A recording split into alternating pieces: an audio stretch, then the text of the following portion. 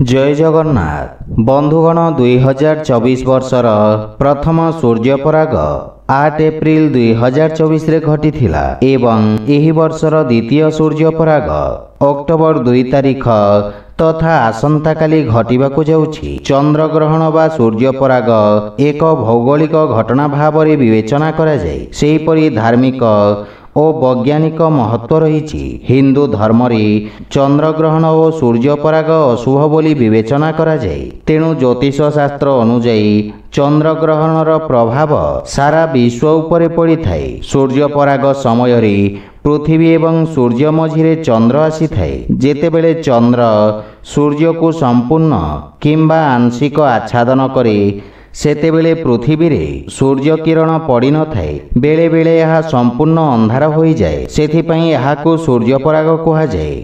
तो आसंतु जानिबा वर्षर द्वितीय सूर्यपराग भारत में दृश्यमान हेब ना नाही एवं यार सूतक काल मान्य हेब ना नाही से विषय सेथिपई वीडियो को शेष पर्यंत देखंतु और जो माने आम चैनल को नुआ करी आछंती तळे थिबा लाल रंगर सब्सक्राइब बटन को दबाई आम चैनल को सब्सक्राइब करंतु और पाखरे थिबा घंटी बटन को दबाई ऑल रे सिलेक्ट करंतु कहीं आमे अपलोड करिथवा प्रत्येक वीडियोर नोटिफिकेशन आपण सर्वप्रथमे पाई परिबे। बंधुगण वर्षर द्वितीय सूर्यपराग अक्टोबर 2 तारिख बुधवार दिन पड़िबाकू जाउछि।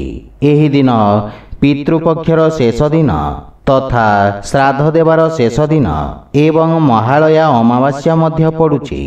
2 अक्टोबर रे सूर्यपराग रात्र 9 घंटा 13 मिनिट रु रात्र 3 घंटा 17 मिनिट तथा मध्यरात्रि पर्यंत लागिब। परागर मोट अवधि प्राय 6 घंटा रहिब।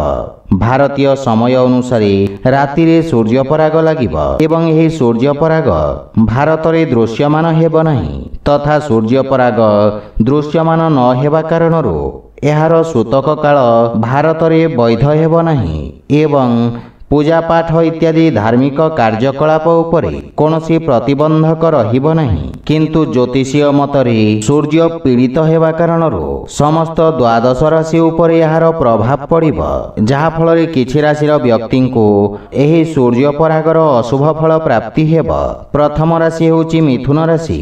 मिथुन राशि उपरे एही परागर अशुभ प्रभाव पड़िब। आपनकु स्वास्थ्य प्रति अधिक जत्नवान हेबार आवश्यकता रही। एही सूर्यपराग आपणक स्वास्थ्य उपरे प्रतिकूल प्रभाव पकाइब।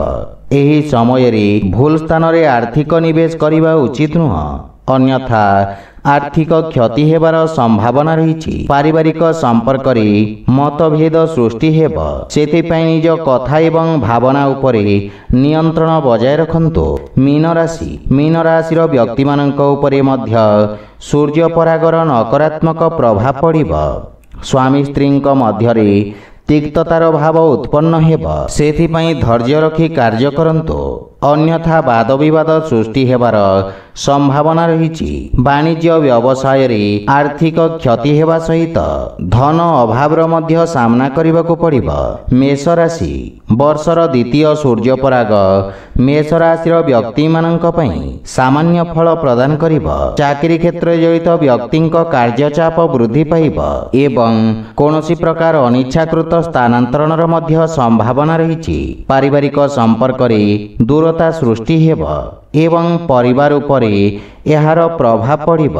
विशेषकर स्वास्थ्य संबंधित समस्या आपनकु चिंतित करिब। तेबे ही समस्त राशिर व्यक्ति सूर्यपराग समय रे भगवान शिवंक मंत्र जप करिबा उचित एवं चिंताधारा को सकारात्मक रखी कार्य करंतु। यह सहित सूर्यपराग परे भगवान सूर्य को जल अर्पण करंतु।